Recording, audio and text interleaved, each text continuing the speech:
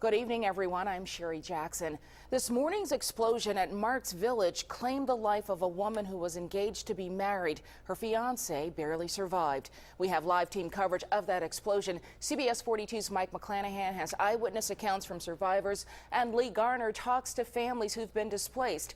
Before we get to Mike and Lee, let's set the scene for you as to what happened. The blast affected 2 apartments, each with 5 bedrooms. A number of other units have damage from exploding windows or debris. 9 people were pulled from the rubble. 5 children and 3 adults were taken to area hospitals.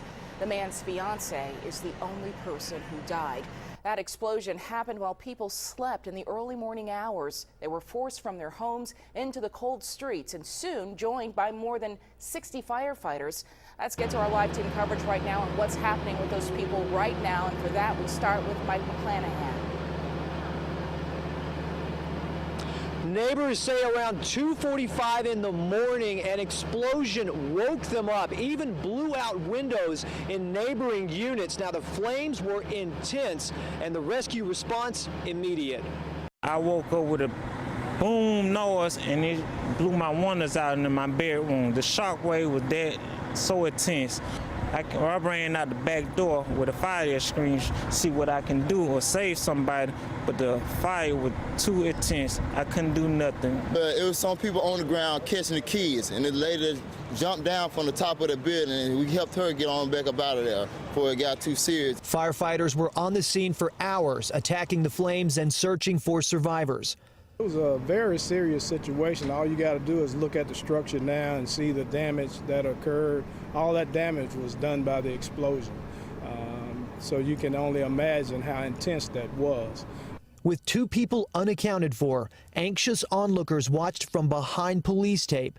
The final hours of the rescue effort were re-energized by a man's voice from under the rubble. That person was pinned on the first floor, on the first level. It's a 2-level apartment complex, and basically it had pancaked down on them. They were in the bed there, and we were able to extricate both victims. The critically injured man was taken away on a stretcher.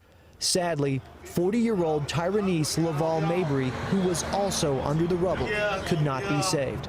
Exhausted friends and neighbors reached an emotional breaking point. That shouldn't have never happened. And my prayers go out to him because that is my friend. And we're learning more about the 9 victims, including at least 1 teen and 4 children, all under 8 years old. Now, the last survivor who was taken away was listed in critical condition. The 4 children were taken to Children's of Alabama for non-life-threatening injuries. They are expected to be okay. We don't have any updates about the other victims. Sherry?